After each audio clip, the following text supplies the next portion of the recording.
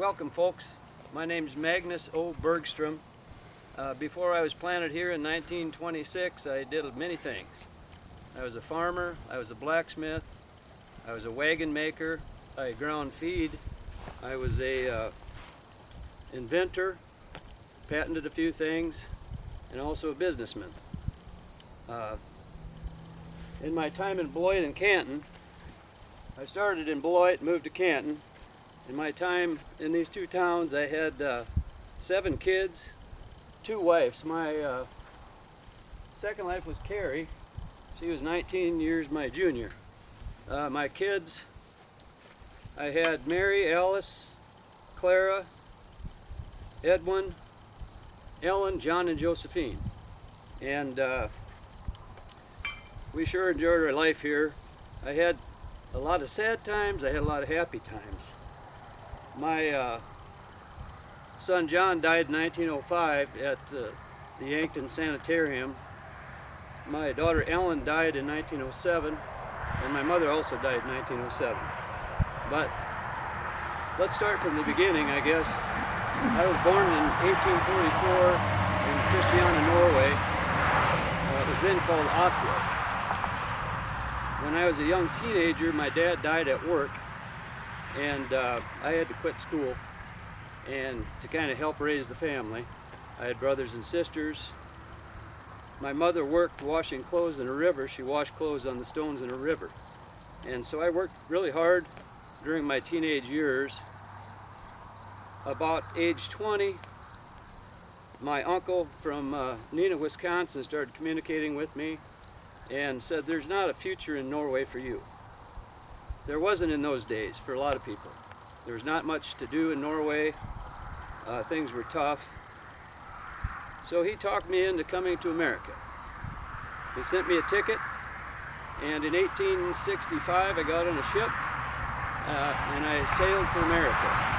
It took me 3 weeks to get here. I got very sick, but I survived. A lot of people didn't survive that ship and got buried at sea. But I made it here, and I worked in Wisconsin. My uncle had a stove manufacturing business. He was very successful. I worked there for 5 years. I learned a little bit more about blacksmithing and foraging. I had learned some of that in Norway, but I honed my skills in Wisconsin. So I worked there for 5 years, saved money, and saved enough money to send for tickets for my mother and my brothers and sister, a couple of them. So they came over, and in about 1870. And about that time, I really started hearing about the the West opening, and they're giving land away. And when I came here, it was the end of the Civil War, 1865, and Abraham Lincoln had just died. Things were starting to open up. Soldiers were coming west. They were giving land away. So I filed a claim. Went to the claim office. I filed a claim down in Beloit, Iowa in about 1870. Started my life there. Had a couple children there with my wife Margaret. And so what I did there was blacksmith. I did a little bit of everything, but I blacksmith. That was my main job. I made thousands of these things. That's how I paid my basically monthly bills. And I made a lot of nails to hold these things on. So I was a horseshoer, shod thousands and thousands of horses. People came from all over, and it was repeat business because they fell off. And so I did that there. I had a feed mill there. I ground feed, and it was a beautiful place. I mean, it was, all this ground was tall grass for the most part. Some had been tilled up. There were immigrants. Everybody was new. And there was a beautiful river. It was crystal clear, 10 feet deep, rock bottom, called the Big Sioux River. And it was just beautiful country. And so I stayed in Beloit for quite a number of years, and I really started working on plows. Plows was what I thought about all the time. And I worked with them almost daily when I was not doing my other stuff that I had to do. People were in need of plows. I made other implements too. I made cultivators. I made a little bit of everything else. but I really concentrated on plows for whatever reason. I liked doing that. I loved using them. I had my own property that I farmed, but there was problems.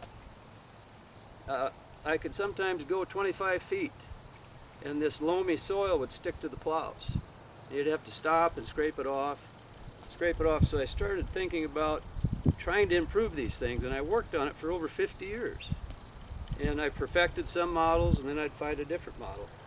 The river bottoms were really fertile soil and would stick to the plows very quickly. The hilltops were sandy, didn't stick to those. So there's a lot of different plows people needed. And so I worked on that and perfected it over my lifetime. In about 1885, the railroad favored Canton, so people started moving to Canton. And I was one of them. I bought two lots on South Cedar Street in Canton and started building a house there, started building my shops there. Once the river froze, I moved my buildings across the river up to Canton. And so I hooked onto these shops and built onto them. I had a shop for forging and blacksmithing. I had a shop for woodworking. I made the handles and the beams for these plows also. And then I had a place for horseshoeing and then various other things. I made hammers and axe heads and things like that also. So I worked there very hard. And so what I worked on, I would work in the shop and try to perfect a model and try to correct an issue with my plow or what other implement I was using. Once I thought I had that accomplished, I would hook it up to my old horse Glory, and I would head out in the country and try it. And I had a lot of friends that would let me try it on their ground. There was different types of ground. The Knowltons, right over there. He's buried right over there. I tried it on his ground. The Kennedys had ground everywhere. The Bringlesons, the Holters. So I had a lot of places to try these things. And then I'd go back and work on them. And it took many years, but I made a lot of different plows. And I got a couple examples. These were made in 1915. This is called the Northwestern Rod Breaker. Rod's a distance of measurement. And this was really one of my inventions. And these were patented in 1908, a lot of them. This one is called the walking slatted plow. I had this invention. The soil didn't stick to it quite as easily, and you could take it off a lot easier. So they're made of a lot of different metals. I worked with the metals a lot and mixed them. The bottom is made of really hard metal, so it wears well. And the harder the metal it is, the dirt doesn't stick to it as much. And then the middle parts here would be soft metal because it's stronger, and so they're more durable.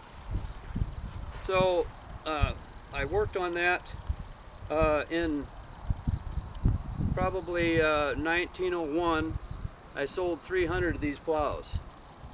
I had 8 men working for me, and so things were going very well. Sales were brisk. Most of the men that worked for me were pretty new Norwegian immigrants, and we made everything. We made horseshoes, we made plows, we made yokes, we told yokes, and so we had a lot of fun at where we were working, and it continued to go well. In 1908 I got patents. It's one of my proudest moments of my life besides my family. One of my other proud things was when I became a citizen. So those were really big moments in my life. And so in about 1914 I had 14 men working, and things just continued to go very well. And I perfected things. I also had repeat business. When I sold all these plows, I was able to improve my business. When I sold these things, I could pay bills. And when I sold those, I could increase my capital.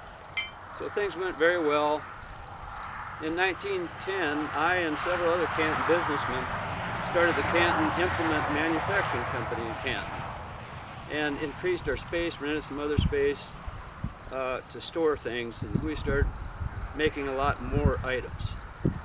In 1911, I started the Bergstrom plow company, and so things went well all the way along. I mean, we battled a lot of things all over these years, and while doing that, I was also a family man. I loved to help Augustana College. I liked to help the Beloit Children's Home and my beloved church, the Lutheran Church. I gave generously to all these things and tried to help as many people out as I could. So, you know, some of the other tough things we went through was the grasshopper plague. I went through that in Beloit, and it was terrible. There's some going around now, but they were so bad they would even eat holes in the screens of your house and sometimes eat the whole screen. We had terrible blizzards, 1889 blizzard. A lot of people throughout South Dakota were killed, school children mainly. Floods were always terrible around the low ground here, and I think it was in 1908 the Sioux River changed, and all of a sudden it was 2 blocks further from my house. So we were fighting nature all the time, fighting a lot of other things. I was well known for being very good son to my mother, Ellen. She came over. I was with her almost all my life, except for the few years when she was still in Norway and I was in Wisconsin. But I paid for her to come over here, and she lived with me my whole life. Until 1907. She died in 1907, somewhat suddenly. She was 86 years old. Unfortunately, that same year in 1907, my daughter Ellen died. Who was named after my mother. And so I had some sad times, but overall, my life was very, very good, and my company went well. I started getting a little older, you know, in the late teens, and my son Edwin helped me some, but starting about then, the business started to falter a little bit. The tractor was coming into play, cars were coming in. It was hard to keep up with the big companies, and so things kind of started to go downhill. My health went downhill also.